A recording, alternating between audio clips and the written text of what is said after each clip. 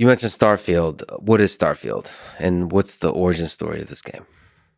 We had always wanted to do something where you explore space, the explore space role-playing game. So take the kind of games that we make and give it a little bit of a different spin. And, the other games that I loved, there was a pen and paper RPG I loved, Traveler. It was one of the first games I made for the Apple II. I never finished it, right? I'm just doing it on my own. And I love this game. Starflight was one. Star Control 2 was a game that I loved. Sundog was a big one in the Apple II days that a lot of people don't know that I loved. And so a lot of us in the studio felt it was time to do something new. We're going between Elder Scrolls and Fallout and going back and forth. And we love that. But hey, we've always wanted to do this explore the galaxy science fiction game. Now is the time to do that.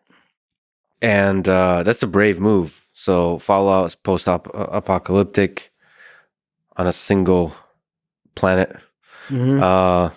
Elder Scrolls series is on a single planet. So this is going out into the open world of many star systems, many planets. I saw that it's thinking about 100 star systems and 1,000 planets available to explore. What is that world of stars and planets like? Well, you mentioned Daggerfall. We go back to some of that. Well, the first when we did it was, how are we going to render a planet, like pull it off for the player? Like, can we? Or do we have to sort of do it where you can't land on all of them, where you're landing in a very controlled, small world space that we, kind of craft, and you would have a very limited set of those. Mm-hmm. You go back to tone, like, well, that's probably the wrong tone. And how can we say yes? Like, I want to land on that ice ball. So we started the game right after Fallout 4, so 2016. And the first thing we did was, how can we have a system to generate these planets and make them look, I'll say reasonable, as opposed to, fractally goop. What's the technical definition of goop? Fractally goop. Fractally goop. You've probably seen a lot of like simulations, whether they're space things or landscape things, where they're using fractals and just the landscape does not look real. It just is like highs and lows and it's muddy. And so we did find a way. We came up with a way, had prototyped of building tiles, like large tiles of landscape, the way we would usually build them. We kind of generate them offline, hand do some things, and end up with these very realistic looking tiles of landscape, and then built a system that wraps those around a planet and blends them all together. And we had pretty successful results with that. And so we thought, we could do this. And so there was a big design kind of problem to solve in terms of, well, what's fun about landing on a planet where there's potentially nothing? Because there's a lot of planets and moons, if you kind of, right, in reality, that, well, there's nothing on them except resources. And so we spent a lot of time figuring out, okay, let's just lean in on that can be a lonely experience, as long as we tell the player, here's what's there, here are the resources that are there, go find them.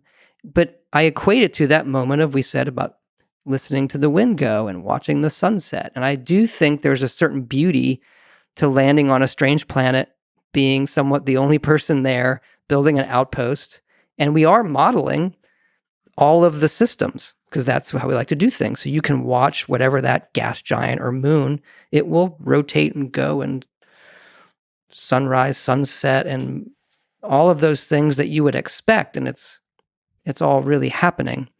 And most people probably won't notice or appreciate all of that, but I think it gives them the ability to say, I want to go do that and see that on that place, as long as we tell them, hey, the quest leads over here. Here's where the handcrafted content is that you would expect.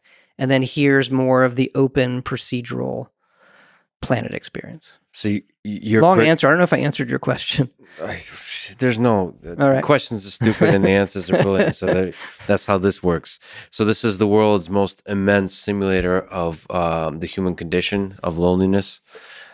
Because I can't imagine a more lonely experience. You put it that way. I don't know that was the goal, but just on a planet alone, that must be, I mean, a deep embodiment of what loneliness is like.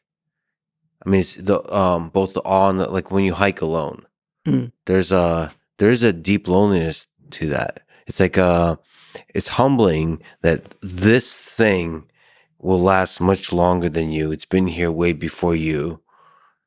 Is it the line from the moon landing? Beautiful desolation.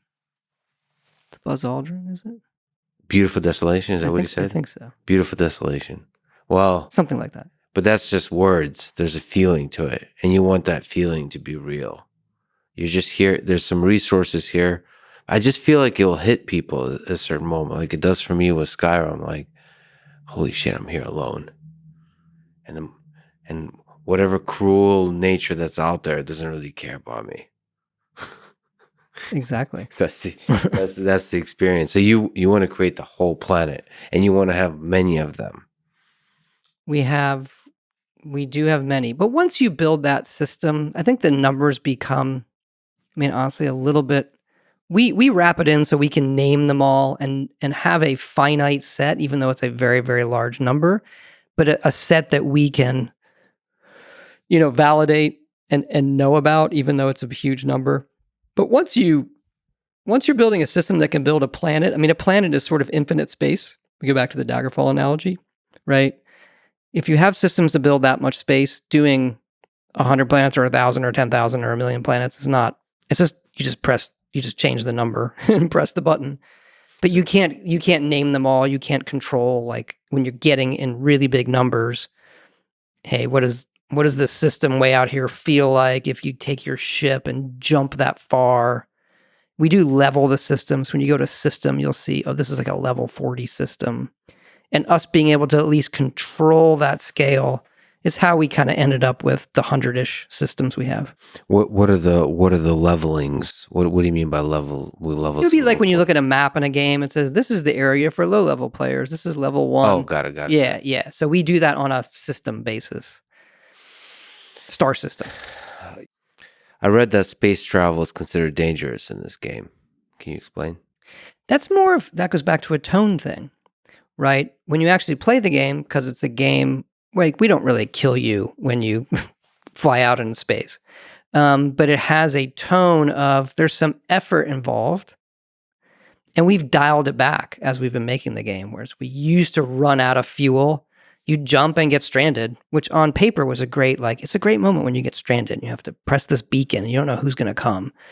Mm-hmm. Turns out that's not like, it just stops your game. We found you'd be playing the game and I ran out of fuel. Okay, I guess I'll just wander these planets trying to mine for fuel so I can get back to what I was doing. Mm-hmm. It just, it's a fun killer. That's too realistic of a simulation of the human condition. Yeah, and the idea was, well, it's for, games do that. If you had like a hardcore, you're right, a hardcore survival mode, that's the kind of thing you would do. Maybe we'll do it in the future. But it's more of like a tone, how they build their ships. Do they have all the right things for safety? We do get into environmental things on the planets, in your spacesuit. Obviously, there are a lot of different spacesuits and buffs for, the gases or the toxicity or the temperature on various planets. Are there robots? Yes. Those companions, are they robots by chance? Can you One of the companions is the robot Vasco, yeah. Okay, so they have a name and a personality and so on. And Vasco does, and then there's a whole bunch of, I call them generic robots. They're we use them for utility. People. We actually dialed them back because if you think about, well, you know a lot about this more than me in terms of. I'm offended right now. You calling robots generic and no. The ones we use, the ones we use, we made them more generic. We didn't. Sorry, we didn't. I'm very sensitive about this stuff. I understand.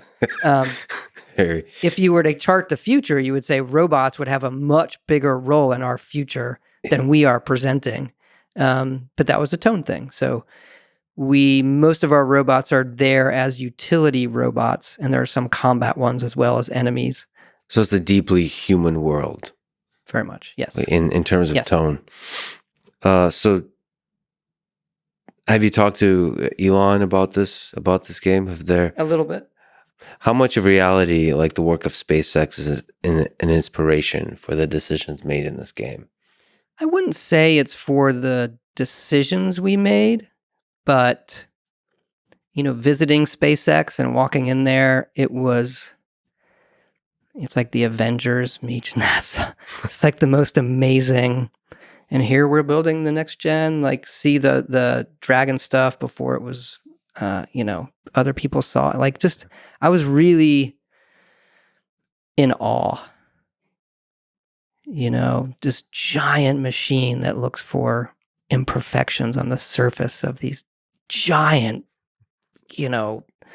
fuselage. I just, whenever, and because, we're in DC, go to the Air and Space Museum a lot. And so whenever I look at those kind of things, or, you'll visit the space shuttle, sort of overcome with how big it is. And I go stand back by the engines and think about that thing leaving orbit.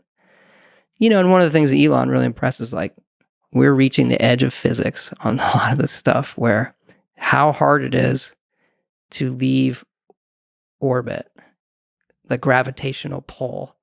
And like, so the engineering that has gone into that, our space program, what he's doing now, I just marvel at. I don't understand, right? I'm not at that level, but I marvel at the kind of human ingenuity and scale. I was on the Delaware coast last month, and I was outside for some reason. It was dark, and I saw this crazy light in the sky. And I thought it was like a helicopter, and then it didn't go away. And I'm like, what is that? And I called we had some friends. Hey, does everybody see this? What is that? And we just stood dumbfounded looking at this thing in the sky. And like, that is a UFO. Nobody takes their phone out. Everyone, I'm with like 4 people. Mm-hmm. Everyone is too dumbstruck. You would think, why don't you take a picture of this thing? And the next day we found out, it was in the news. It was the SpaceX launch in Florida. And I'm seeing it from Delaware, Maryland area. Yeah. It was it was incredible. It's just, even just that, I am in complete awe of. Is there some aspect of that you can replicate, the majestic nature of that in the video game? I wish I had the answer to that. I think some of it we're doing when you're standing on a planet and you see the other moons go by, and then you realize, I could get in my ship, blast off, and land there and build myself a home. I think that's pretty cool. There's a minor thing we do, which is we have other ships come and go from the starports when you're there. So you'll be in a city, and then you hear this, and you hear the engine. You look up, and a ship is taking off or coming out. Like, that's great. There's nothing for you to do, but I think it's awesome. Yeah. So then that's all about creating the soundscape, the feel. Seeing it and like, oh, that's real. That's a ship that, or you jump into a system and you see these freighters, and sometimes they contact you. Like, it's not all just like jump in and combat. Do you ever think about the fact that science fiction seems to make, it has a way of creating reality, not just kind of predicting it or imagining it? It's almost like the thing you put out there with a video game like this, like Starfield, that you can't anticipate. It kind of fuels people's imagination of what is possible. Maybe, I don't know. I can't say. You're making me think now about other science fiction. That movie I love, Minority Report. It's more of like not a space movie, but more like looking at the future. Mm-hmm. If you look at a lot of the things in that movie, it's almost like, I think those are coming true. Yeah. I mean, is that the one that you do interface this, like it's the interfaces, and then the way he looks at his child's more like a holographic, almost AR, VR kind of thing, or digital billboards, or trying to predict human behavior. There's just a lot of future stuff in that movie. As it comes to sci-fi, to your other question, I don't know. I don't know.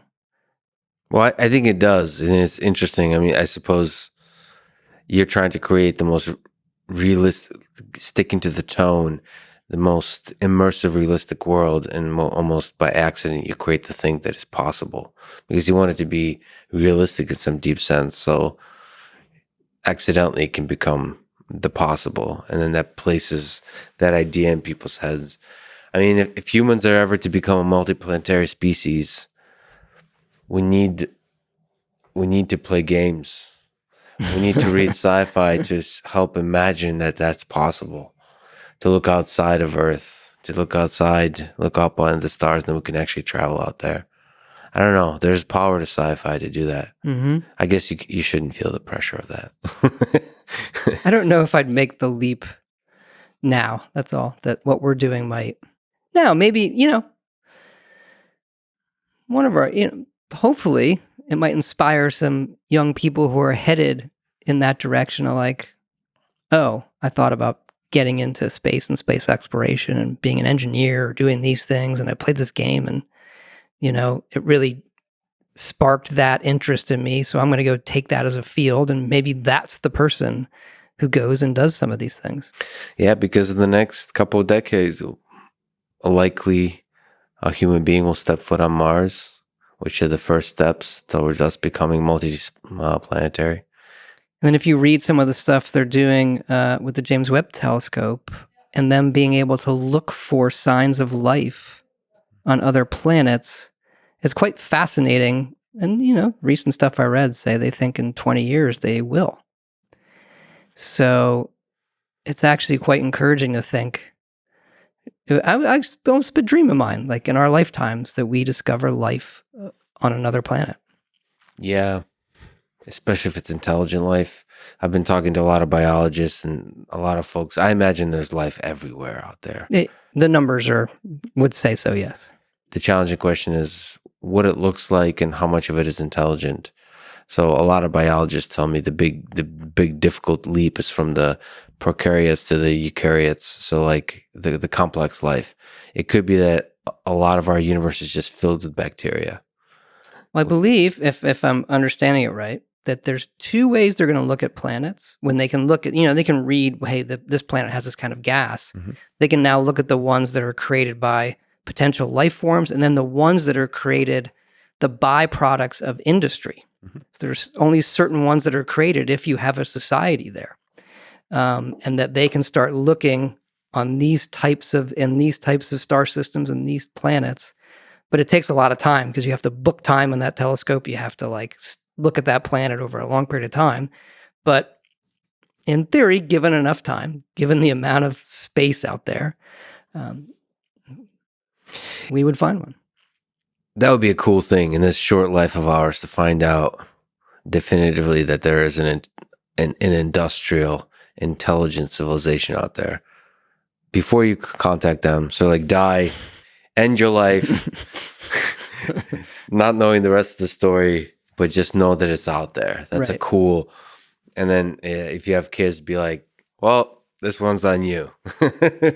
F this, I'm out. And I'm fascinated by what it would do to the way, I think in a positive way, the way humanity thinks about itself here. No, there is definitively other life out there. I mean, both things. If there isn't life out there, that's also a huge responsibility. Both are super exciting. If we're alone, it's super exciting because there's a responsibility to preserve whatever special thing we have going on here. This, whether you call it the flame of consciousness or whether it's consciousness or intelligence, that's the special thing. Preserve it, have it expand. But if there's others out there, I mean, that sparks that drive for exploration, of reaching out into the stars and meeting them. Most of them probably want to kill us. So, but luckily we have the military industrial complex on Earth that builds bigger and better weapons all the time. We have Space Force. Space Force. Right. It will both protect us and destroy all our enemies. This is 100% a video game we're living in.